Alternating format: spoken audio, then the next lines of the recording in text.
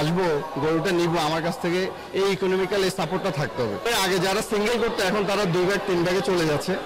চাচ্ছে আমাদের রেঞ্জের মধ্যে, তো দুজনের মধ্যে এখন আন্ডারস্ট্যান্ডিং হচ্ছে না। গতবার আমরা যে মূল্যে গরু কিনছি তার থেকে দেখা যাচ্ছে যে 15 to 60% দাম এবার বেশি পড়তে, অনেক দাম, প্রায় 3 লাখ টাকা চাচ্ছে।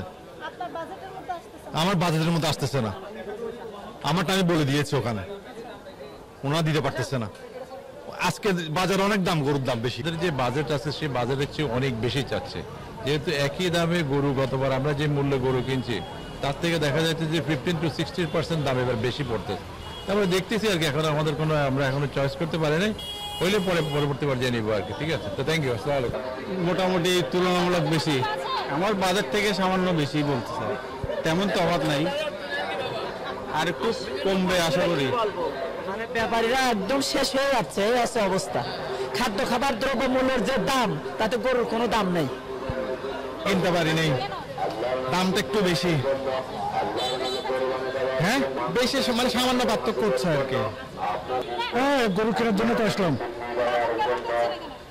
বাজেট মোটামুটি অনেকে চাচ্ছে ওনাদের ইয়েটা, আমরাও চাচ্ছি আমাদের রেঞ্জের মধ্যে, তো দুজনের মধ্যে এখন আন্ডারস্ট্যান্ডিং হচ্ছে না, বুঝলেন? হ্যাঁ, ওনারা তো উত্তরবঙ্গ থেকে আসছে, ওনারা তো অবশ্যই চাইবে, তাই না?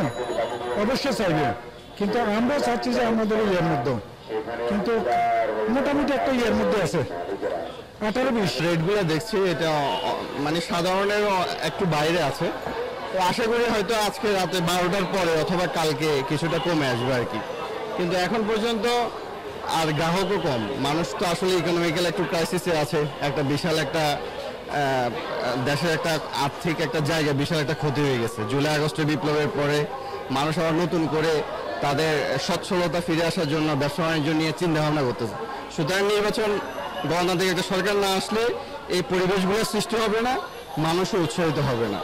আর এটার জন্য মানুষের যে ব্যবসা বাণিজ্য যেগুলো বাধাগ্রস্ত হচ্ছে, এটা একটা কারণ যে আমি আসবো গরুটা নিব আমার কাছ থেকে এই ইকোনমিক্যাল এই সাপোর্টটা থাকতে হবে। এখন পর্যন্ত ওগুলো এখন আসলে সৃষ্টি হয়নি, তো যার কারণে সবাই আস্তে আস্তে ঈদ করবে। আগে যারা সিঙ্গেল করতে এখন তারা 2 ভাগ 3 ভাগে চলে যাচ্ছে। ওই পরিপ্রেক্ষিতে যেমন পুরো চট্টগ্রামে 8 লাখ গরুর একটা চাহিদা ছিল, এটা হয়তো এখন 4 লাখে চলে আসবে, কারণ ওইভাবেই চলে যাচ্ছে সবাই। তো দেখা যাক ইনশাল্লাহ ব্যবসায়ীরাও যাতে লসে না যায় এবং গ্রাহকরা যাতে সুবিধা ভোগ করতে পারে, আমরাও সে প্রত্যাশা করতেছি। Thank you.